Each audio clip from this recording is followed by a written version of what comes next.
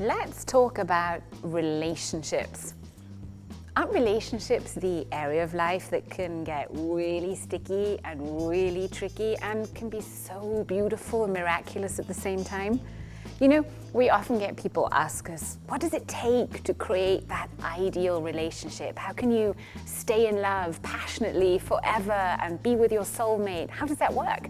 Well, we've learned so much in our relationship that we'd like to share a few of those tidbits with you. So it seems really perfect now, but it was not always perfect. Right, we both have this, let's say our second marriage, right? We both have our past that we look at. If I look at my past relationship, my first marriage, I can say I'm not an expert in relationships. I've failed more times than ever. And especially the first marriage for me was really, really tough because we didn't have a good way to communicate. I was always away, working hard, coming back home, and there were all these fights going on. And after trying out other relationships, I thought I am not relationship material. How was that for you? Well, I also thought I sucked at relationships. I thought, I've got everything else in check. My kids are happy, I'm healthy, my job rocks, but relationships, it's just not my thing, especially with that one soulmate. And I had honestly given up on the idea that I did have a soulmate out there because I thought I was just too complicated. I was too this, too that, and you know, I had enough people telling me exactly that, so I had given up. And then I happened to get this calling deep inside of me to go and visit an Omega Health Coach training. And that training was hosted by no one else but my now husband, Dr. Roy Martina. And when I went to that training, you can believe me, the last thing that I wanted was a new guy in my life. I actually wanted no more guys in my life. But destiny struck, and I not only fell in love with my husband, Dr. Roy Martina, but we also joined missions and we created a path together where we work and live together. And believe you me, that is not always easy, right? Because it's enough living together and being parents and spouses, but what if you're business partners too? So I can truly say that if we figured this out, you can too, because there are a few keys that are most important to relationships, and if you figure out those keys and you master those tools, it's actually quite easy. In relationships, it can cause a lot of pain. I remember also in the beginning, we had to clear out a lot of our past. So when we start a relationship, if we fall in love or not any other way, you always come in and you lug in your baggage. Sometimes it's issues with your mother or with your dad, pain that you suffered from in other relationships. So nobody comes into a relationship clean. We don't start from zero. We really need to also take into account that we bring our past with us, and we need to be aware of that, otherwise the past is going to be between the two of you in a relationship.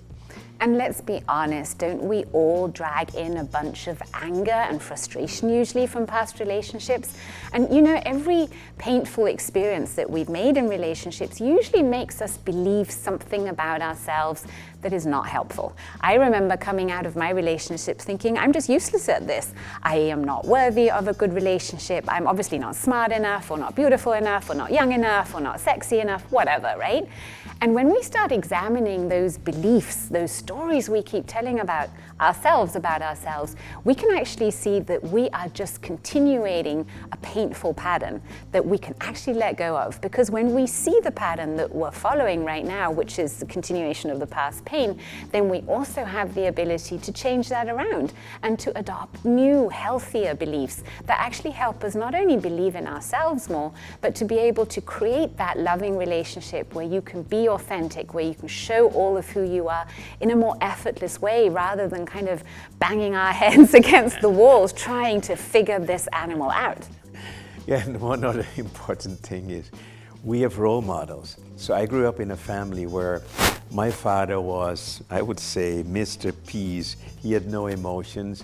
My mother was very emotional, but they were not very romantic. They were not the touchy kind of relationship where they embraced each other, where they kissed each other.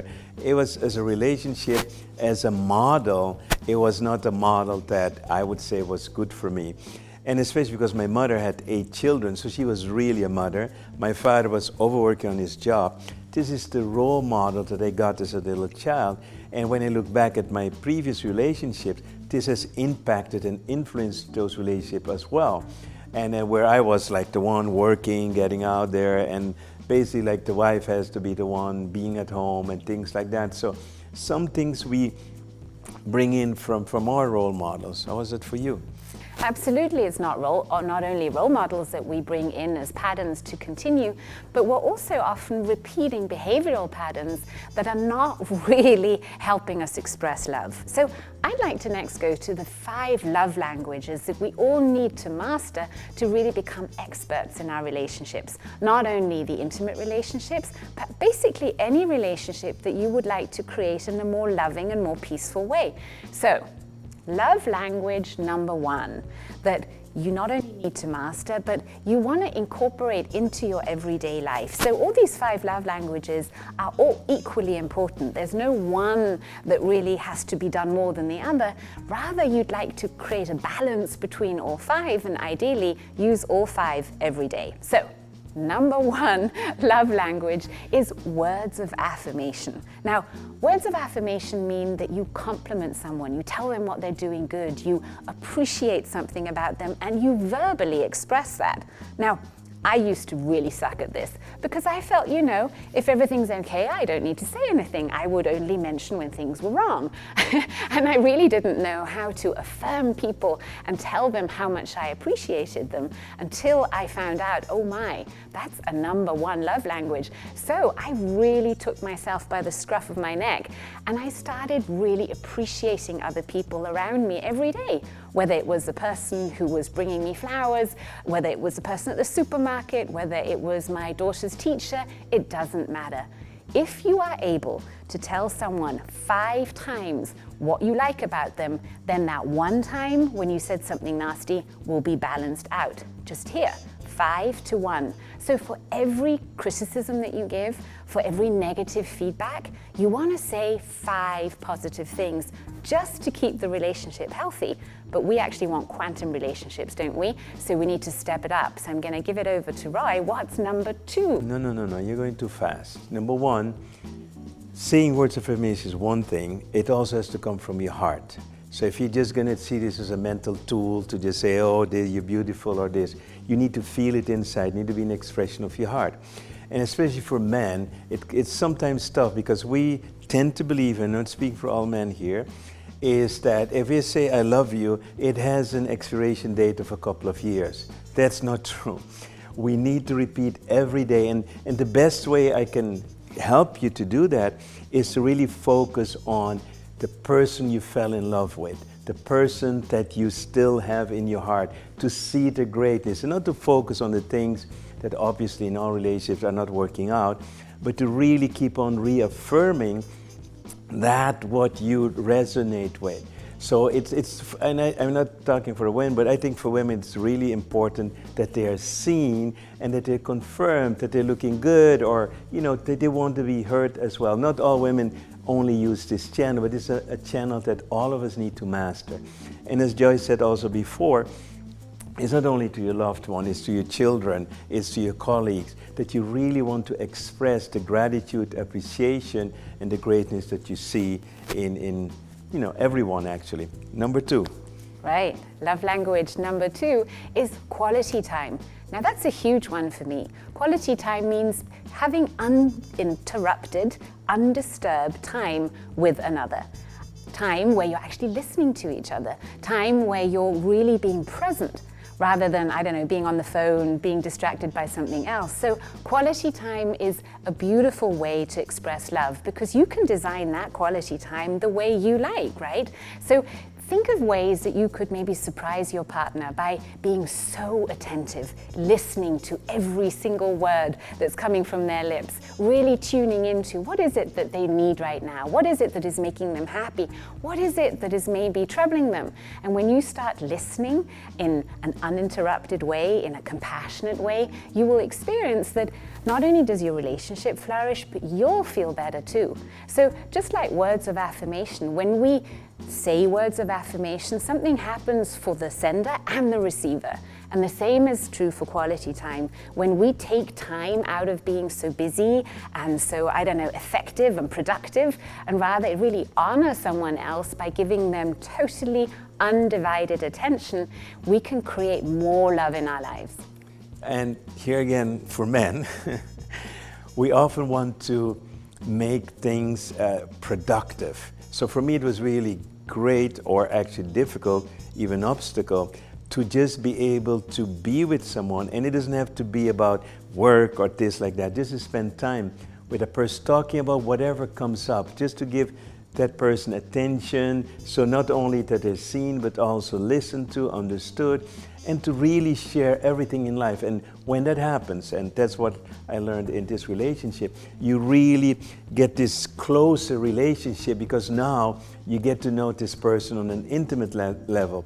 And sometimes it doesn't need to be words. Sometimes you can just be sit together, you can walk in nature. It's not you always need to talk, but just spend time together. This is one of the toughest for me to master, because in my head I was always busy with work, the next step, the next thing. And then in my belief, it was now sitting about doing nothing, talking about nothing. So it took time to understand that this is really another level of love, to really be there with each other and allow it to flow in any way that is going to flow. Let's go on to number 3. Yeah, I like how you brought in the topic of closeness, of intimacy. So just know that all these 5 love languages do just that. They create more intimacy. And intimacy in English means into me, you see. So it's about showing who you really are, being authentic and real with one another. And that again can be really scary, especially if you're a man, because you've been most likely conditioned to do just that not. So being vulnerable, being weak is a sign of weakness, right? But vulnerability is actually a sign of power, because you are courageous enough to show all of who you are. So when we're talking about these love languages, see this really as a way that you can ramp up your love energy, and that will really affect all areas of your life. So moving on to the next love language, let's say acts of service. Now, what are acts of service? You might think, oh, I've got to scrub the floors now. No, acts of service means that you can what your partner really wants. If you can think about ways how you can make his or her life a little easier, how you can leave little surprise notes, how you can maybe arrange something for them that you know they've been struggling with, any ways that show your support, where you're taking a burden off them, is an act of service. And you will see when you start engaging in acts of service, this is actually also a key to happiness. So we'll talk about that later. Right. And one of the things about acts of service that really what made a big change in our lives is that when we started a relationship, we were in one time in a big house with all these kids and then even guests and all of that. And at some point, it was like you took it upon you to take care of everything until it got right, until it just became too much, and there was like this outburst. And that's when I really realized that we have to be a team together. And then we start dividing the tasks with the kids, and everybody got the tasks right, the stuff to do. And for me also, I discovered a new hobby and a pleasure was to cook. And there was also, it starts as an act of service, but it becomes more like a hobby.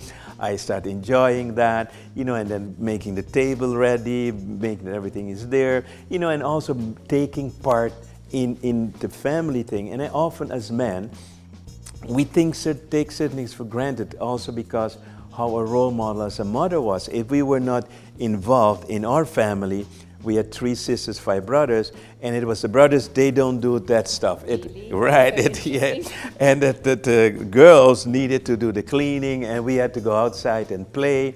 So when you grew up, had to go outside. Yeah, we had to go because we were not allowed to do that.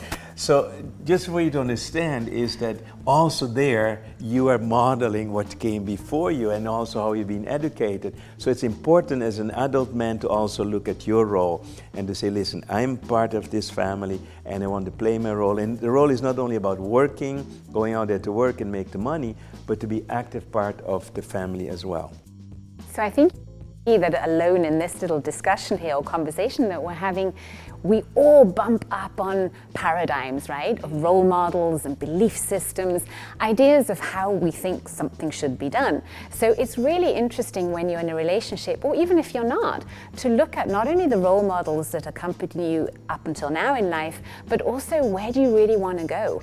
What is your ideal relationship? Because so often we're caught in the dreams of others or in the dreams of what Hollywood or some advertising company wants to sell us about this is the ideal family. But if we look at the way the world is, that's usually never the case. We now have patchwork families that are rising. We have many single parents. So the structure of families is changing, and so are relationships.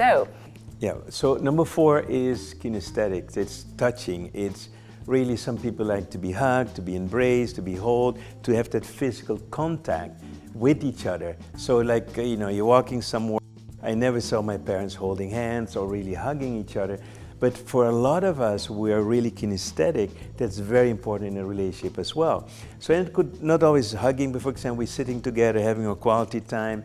I can massage your feet or you massage my feet. It's also giving each other massage. It's that kinesthetic part where you really feel, the body or the touch of the other. I think that for me as a kinesthetic person, and having that opportunity to share that with you has really made a big impact on my relationship. Nice.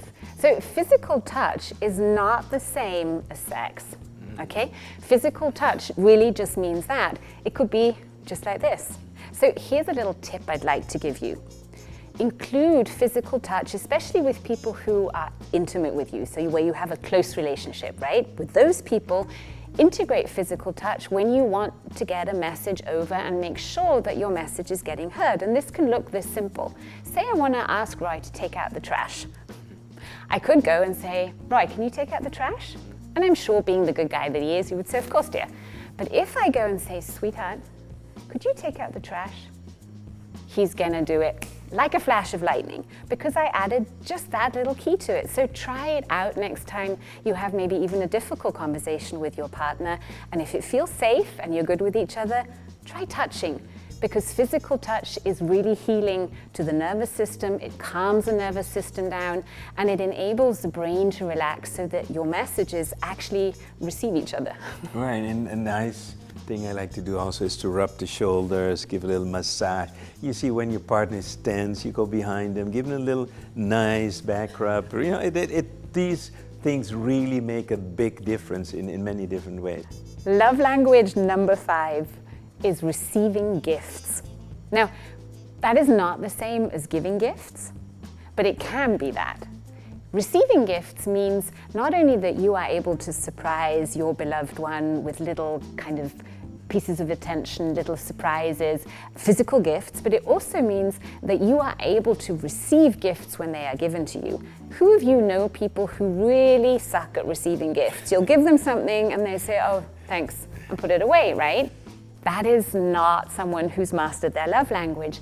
Receiving gifts means that you are open to receive love. You're open to receive the attention of another, the surprise of another unconditionally, without feeling that you have to give something back, without feeling vulnerable then, but really to be able to own that. And then, of course, thinking of ways to make another one happy and to surprise them with, I don't know, their favorite candy, their favorite wine, their favorite place to go, their favorite t-shirt is an easy and beautiful way to bring a smile to their face. Absolutely. And what I like here especially is surprises. When you can surprise each other. Sometimes I'm thinking weeks and months ahead how I'm going to surprise the person.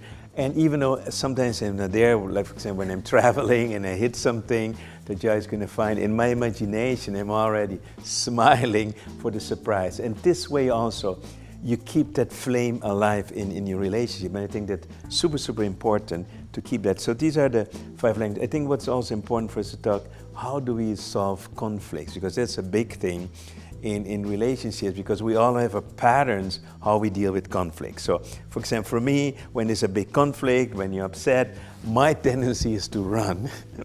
Sometimes my tendency is to fight back. But rarely it was it to just be there and listen and understand, because you go into self-defense reaction, right? And then the conflict only gets worse instead it gets better. So what would you give us tips for people? What are the good ways to solve conflicts for you? I think the number one tip I would give you is to never, ever take anything personally.